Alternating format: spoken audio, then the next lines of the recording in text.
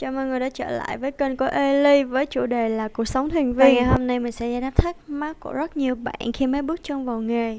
Những lắng lo, suy nghĩ, làm việc lênh đênh trên biển dài giờ như vậy thì sẽ giải trí vui chơi như thế nào? Và hy vọng nó có thể là một trong những nguyên nhân làm cho bạn hứng thú hơn khi quyết định trở thành một thuyền viên thực thụ. Mặc dù là làm việc dài giờ nhưng mà bù lại sẽ có những lúc các bạn được vui chơi hết mình. Cơ sở vật chất ở đây rất là tiện nghi và đầy đủ. Và sau đây sẽ là những hoạt động tiêu biểu và cơ bản của những seaman thực thụ. Đầu tiên là phải nói về shore leave, tạm dịch là sự rời bến.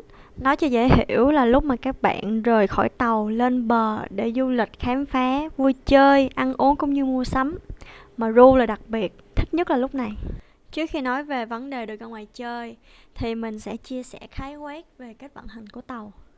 Đầu tiên thì họ sẽ set up trước lịch trình, thường sẽ từ 6 tháng trở lên. Ví dụ như bây giờ là năm 2021, họ sẽ lên kế hoạch trên năm 2022 chạy thị trường Singapore. Ngày 1, 2, 3 tháng 1 năm 2022, Tết dương lịch, họ sẽ đi tour Singapore, Mã Lai, Thái Lan, quay về Singapore 3 ngày 2 đêm. Hành trình cho những ngày tiếp theo cũng sẽ như vậy. Các bạn có thể hiểu là thiết kế tour. Mình sẽ nói rõ hơn về vấn đề này ở một clip khác. Thứ nhất là để marketing có thời gian làm quảng bá, quảng cáo. Thứ hai là để bên sale có thời gian để bán tour cho khách hàng. Và cuối cùng là khách hàng có thời gian để sắp xếp tất cả các công việc của mình, chuẩn bị cho kỳ nghỉ dưỡng. Và tàu sẽ khởi hành dựa trên lịch trình đã định trước để đến các địa điểm du lịch mà trước đó đã bán tour cho khách. Ví dụ như Singapore, Thái Lan, Mỹ, Hồng Kông, Đài Loan. Khi đến nơi thì tàu sẽ đậu ở cảng biển của đất nước đó. Đối với những con tàu lớn có capacity khoảng 2.000 khách trở lên thì cần phải là cảng biển nước sâu. Ở Việt Nam hiện tại chỉ có một vài cảng lớn đáp ứng được yêu cầu này. Ở đây thì tất cả các hành khách cũng như là nhân viên có thể thoải mái solo leave rồi. Khi solo leave có nghĩa là các bạn đã đến một đất nước khác. Passport của các bạn sẽ được đóng thêm một mộc gọi là thị thực. Sau này khi nhìn lại khoảng thời gian tuổi trẻ của các bạn, passport đóng những con dấu từ những đất nước khác nhau, thì mình tin đó là một kỷ niệm khá là đẹp. Có rất là nhiều anh chị đi một khoảng thời gian dài với nhiều hợp đồng thì họ phải thay 2 đến 3 cuốn passport hoặc có thể nhiều hơn là chuyện rất là bình thường. Mình ra ngoài thì có thể đi mua sắm ở những trung tâm thương mại hoặc là những khu chợ của người bản địa. Ở đó sẽ có rất nhiều là dịch vụ cũng như là văn hóa đặc trưng mà mình khó có thể tìm kiếm ở những nơi khác trên thế giới. Tại đây thì chúng ta có thể mua sắm quần áo, vật dụng sử dụng hàng ngày, mỹ phẩm, hóa mỹ phẩm cũng như là các nhu yếu phẩm khác nha. Check-in ở những địa điểm nổi tiếng thế giới là một trong những đặc quyền của thuyền viên sở hữu mà không phải ai cũng có được. Hoặc phải mất rất nhiều thời gian và tiền bạc để chi trả cho điều đó. Còn đối với các bạn nha, buổi sáng có thể là đang ở đất nước này, buổi tối đã là một đất nước khác rồi. Tại đây thì các bạn có thể mua quà lưu niệm cho chuyến hành trình của mình. Ví dụ như là áo, thun, móc khóa, đá, quạt, đủ thứ hết. Đi tới những bãi biển đẹp á, thì các bạn có thể nhặt về những cái con sò, ốc sau biển để làm kỷ niệm nè. Có khi các bạn có thể mua quà khi mà mình sắp xe ốp về nhà. Thường thì sẽ là sô-cô-la.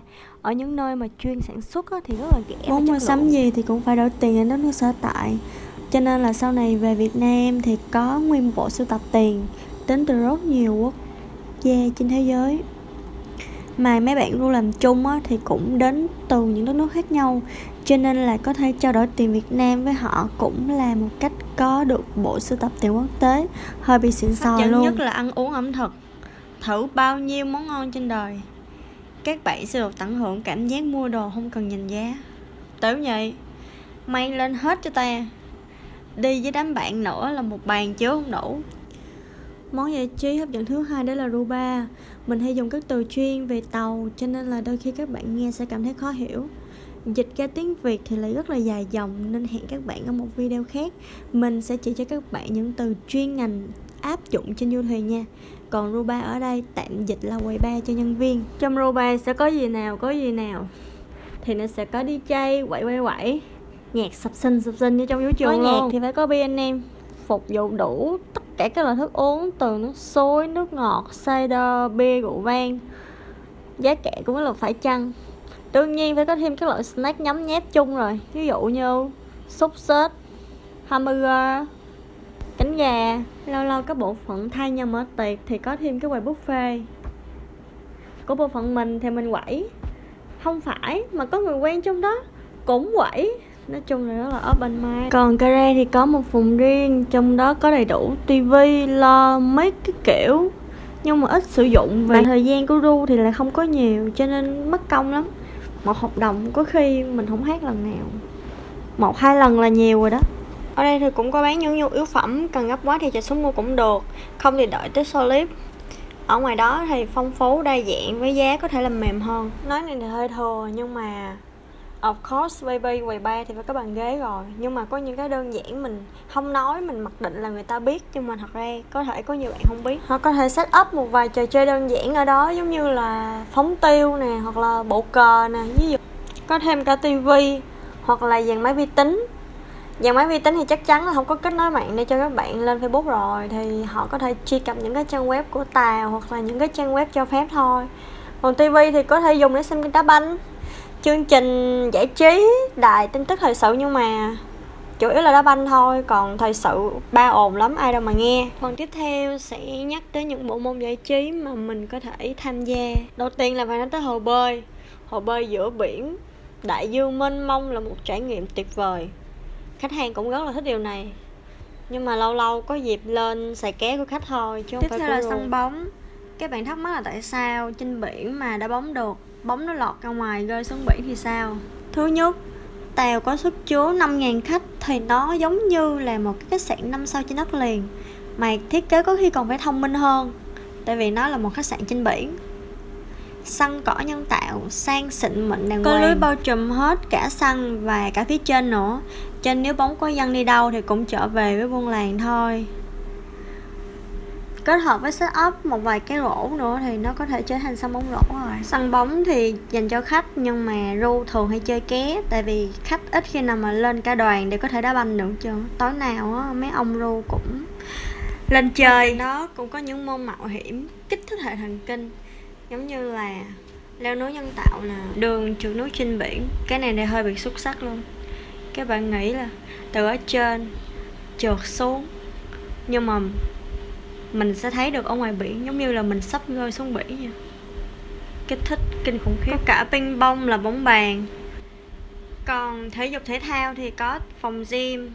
Phòng gym dành cho ru là điều chắc chắn, và các bạn có thể sử dụng sẽ được trang bị các máy móc và thiết bị dụng cụ cơ bản phục vụ cho những bài tập đơn giản, nâng cao tinh thần và sức khỏe của nhân viên. Cũng sẽ có phòng game, bowling, những trò chơi 3D hiện đại bậc nhất thế giới. Nhưng mà phòng này thông thường dùng cho khách thôi. Các bạn hoặc là được làm ở bộ phận này, hoặc là vào những dịp đặc biệt thì sẽ được sử dụng. Pháo hoa tầm ngắn thì các bạn sẽ được ngắm thường xuyên.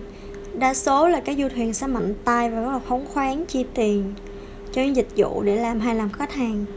Mình thì cũng được hưởng ké thôi, nhưng mà vào những cái dịp lễ Tết này đặc biệt, kỷ niệm, hoặc đơn giản là kết thúc tour dài ngày thì đều có. Cuối cùng sẽ là một số hoạt động được tổ chức thường niên trên tàu, hoặc có thể là không thường niên.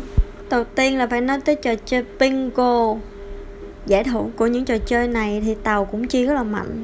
Có thể là iPhone, iPad nè, những cái headphone mắc tiền, hoặc là tổ chức những cuộc thi sắc đẹp của Miss Mister.